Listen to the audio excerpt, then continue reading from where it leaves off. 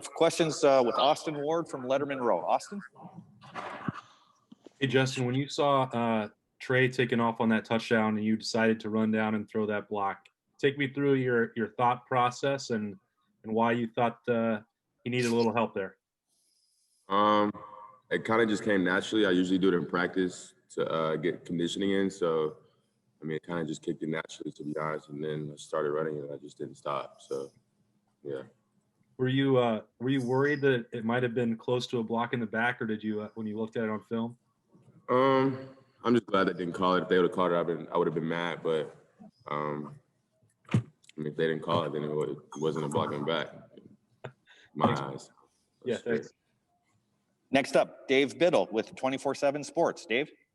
Thanks, Jerry. Hi, Justin. Obviously, a huge game this week is scheduled for you guys on Saturday. What's it like mentally preparing for a game, especially this game when there's some talk out there that the game might not actually get played? You guys might have to play a different opponent. Just what's that like for you mentally? I mean, we're preparing for the team up north. I'm not preparing for anybody else. If you read it too much into that stuff, you might not play the game. And then you end up playing the game, then you're not fully prepared. So you can't worry about the future. You can't worry about, oh, we might not play this game. You have to take each day at a time, and you have to prepare like we're playing the North on Saturday. So that's what we're doing. What stands out about their defense? I know Don Brown's been a very, blitz-happy man coverage guy in the past. It seems like he's been mixing it up a little bit more this year. What are you seeing from their defense? They have great athletes, great players. They run a great scheme, and it should be a fun week. Thank you.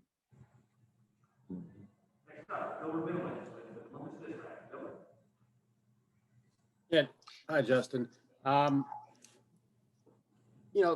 Michigan's obviously had a tough year. When you watch them, do you see a team that's playing the way that their record indicates, or do you see a much better team? Do I see a team that? I mean, what are your impressions of Michigan? I mean, obviously they've had a miserable year by their standards. I mean, what do you? I'm not gonna, you feel me, judge their team by their record. I don't really look at teams' records. You feel me? I'm gonna go out there and play to the best of my ability each game. So whether they're 10-0 or however many games we played, or 0-10, it doesn't matter. We're gonna go out there and play the same. So we don't really look at that. We just focus on us and not our opponent. And in terms of all the other stuff, I mean, does that even matter? The playoffs, the Big Ten championship, I mean, to get a sixth game, is it just about beating those guys? I mean, if there's one thing that we've learned this whole year, we don't know if we're gonna get a playoff. We could have an outbreak on the team next week, tomorrow. So we're focused on today. So we're not worried about the playoffs. We're not worried about all of that. We're worried about Tuesday practice, Bloody Tuesday, going out there and having a great practice and getting better. That's all we're worried about. Thanks, Justin. Next up, Stephen Means with Cleveland.com. Stephen? Hey, Justin, you had a pretty solid solution to some of those bad snaps, and it was just take off and go get yards, and it worked out more times than not. But now that it seems like you're going to have another full week of working with Harry and kind of getting some chemistry there, what are you doing maybe as a leader and kind of helping him through that so you guys can get that timing down and everything else? I think Harry got adjusted to snapping the ball after the first drive, to be honest with you. I mean, there might have been a few errant snaps after that first drive, but I think after he settled down after the first drive of the Michigan State game, he was fine. So I expect Harry to be fine playing center. Next up, Tony Girdman with Buckeye Scoop.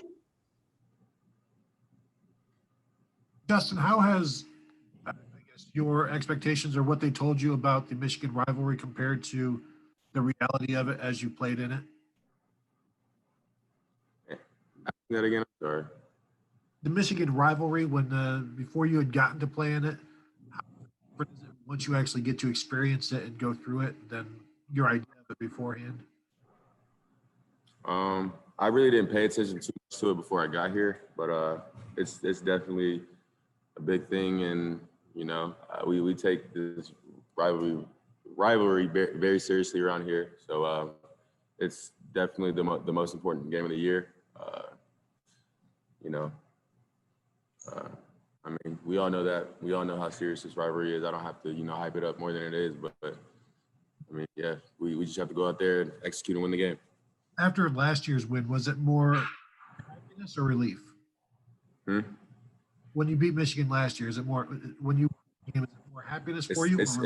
It's not a relief. I think it's more of a standard that we beat the team up north. It's not really a relief that we're hoping to, but we expect to beat them every year. So it wasn't really a sigh of relief. It was just an expectation at the end of the day.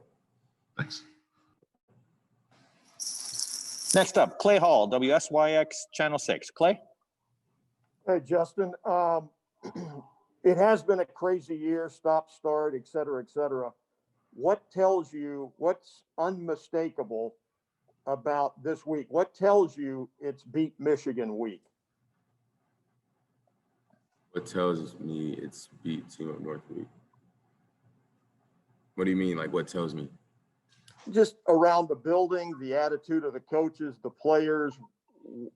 What says, hey, it's time, as they used to say around the facility, it's time for war? I mean, everybody knows, like, what time it is or who we play this weekend. So it's not a big surprise. I mean, we've been preparing for this game for the whole year. So it's not going to be any different. I mean, when you prepare for a team 365 days out of the year, and when that week comes, you don't really do anything differently because you've been preparing for them the whole year. So everybody knows it's time. It's nothing new to us. We're just gonna go out there, practice hard, get better each day at practice, and come Saturday, we're gonna be ready to play. Thank you.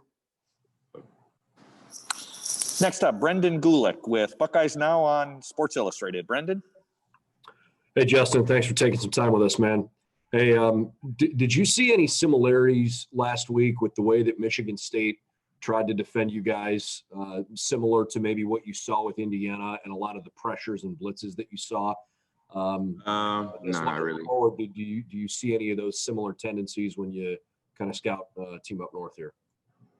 Nah, Michigan State and Indiana, they didn't really run as many blitzes as Indiana does, but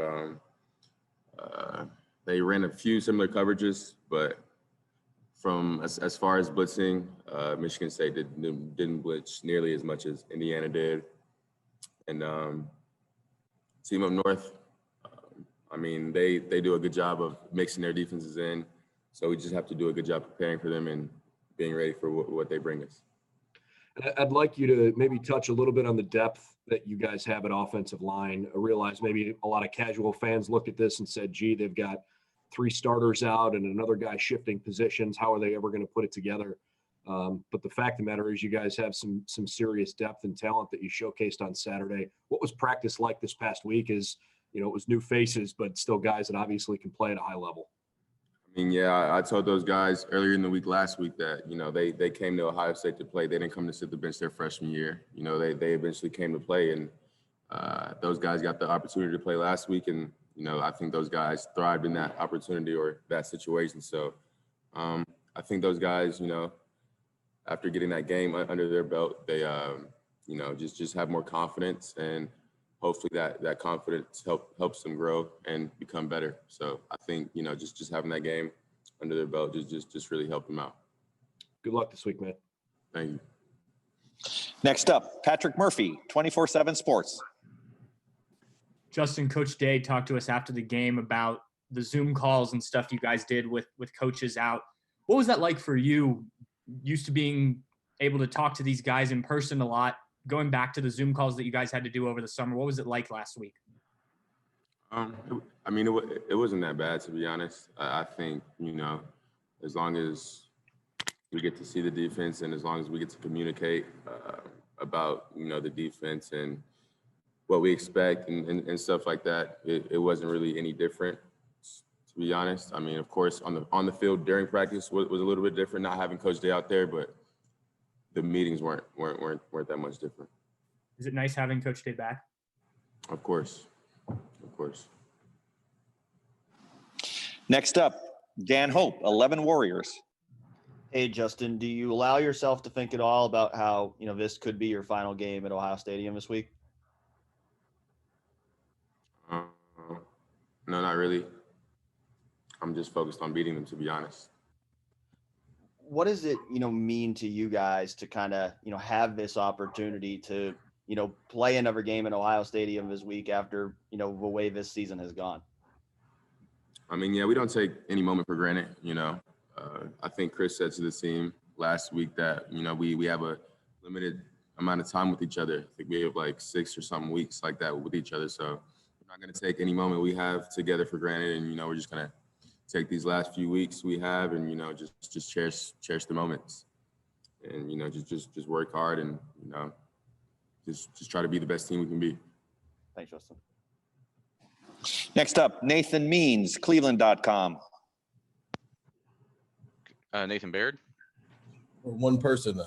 That's correct. Sorry about that. Nathan Baird, Cleveland.com. The world could not handle a Nathan Baird, Stephen Means combination. Last week, obviously, Josh is usually really heavily involved with calling out a lot of offensive line stuff and setting things up. How did you guys handle that and prepare for that last week, not having him in the middle? Who was that Harry's responsibility, and how did that communication work? Yeah, so it's usually the center's responsibility, and I just double check with them, on if he ID'd the correct guy. But as you guys can see, Harry's a smart guy. I mean, I think we dropped a video early in the year of him talking about time or something like that. And after the first 20 seconds, I was lost, so I just turned it off. But y'all know Harry's a smart guy, and there's really nothing he can't really handle. So I think Harry was prepared going into last week, and I think he'll be prepared going into this week also. You guys obviously know that there are some players who this would be their final Michigan game and may not be able to play. What is kind of your sense of how that hurts those guys, and what does that mean? Give you guys any extra sense of purpose, I suppose, to maybe pick up for those guys who can't be there on Saturday? Yeah, I mean, I know those guys, and I know how much they would love to be out there playing against the team up north with us, because, as I said earlier, we prepare for this game all year round. So just knowing that those guys won't be out there with us, we're gonna definitely play our hardest for them, and I know they'll be at home rooting for us, so they'll be good though. We have time for 2 more questions for Justin. Next up, Tim May, Letterman Row. Tim? Oh, thank you very much. Caught me a little off guard there. Justin, this is kind of a mechanical question that I've been wanting to ask you for a couple of weeks, but when did you figure out that you can throw that intermediate touch pass with velocity? And I think you do that about as well as anybody I've ever seen, but is that just a natural, kind of throw for you, or have you always had it? You know what I mean? Have you always had it with you? No, I just think it comes with reps. I wouldn't say it just comes naturally. If you practice the throw, and we practice it a lot, I think, we just get used to it. So just like they always say, practice makes perfect, and, we practice it a lot. So when the game time comes around, it's just like practice. And one of the quickie, neither Garrett Wilson nor Chris Olave are on the Biletnikoff, I think, semifinalist list. Is that an oversight, do you think, by the Biletnikoff Award voters? Is that an oversight? I mean, yeah, meaning should they be on there? I think they should be on there. But we try to not focus on individual awards. We just care about national championships, winning Big Ten championships, and of course, beating the team we play this weekend. So, of course, I think those guys should be on there, but I don't think they're worried about it. Thanks, man. All right, and last questions for Justin will come from Jared Smalley, WCMH. Jared? Hey, Justin, obviously the great Ohio State players in history have had those great moments against that team up north. A year ago, you get hurt in the second half of the game, go to the sideline, you come back in and immediately throw a touchdown pass. It's probably the most replayed moment of that game. How big a moment was that in your career, that you value that moment in your career? And what was it, how meaningful is it to you in your career that you have one of those big moments in the rivalry? I didn't realize how big it was until like after the game, but You know, as far as I look at it, I just look at it as making plays. You know, no matter what game it is, of course, it's going to be bigger when we play the team up north. But yeah, it's not really a big thing to me. A touchdown is a touchdown. I try to not look at it as anything big. I try to look at it as routine and something that I'm supposed to do. So, you know, I expect to make big plays in big games because that's what, you know, big time players do. So I just think as those moments present themselves, you'll see guys on our team step up and make plays because that's just what we're trained to do. Great. Justin, thank you so much. Have a great afternoon today. Great practice, and we'll see you later on today. Thanks so much for your time. Thank you. Next up, folks, we'll have Wyatt Davis.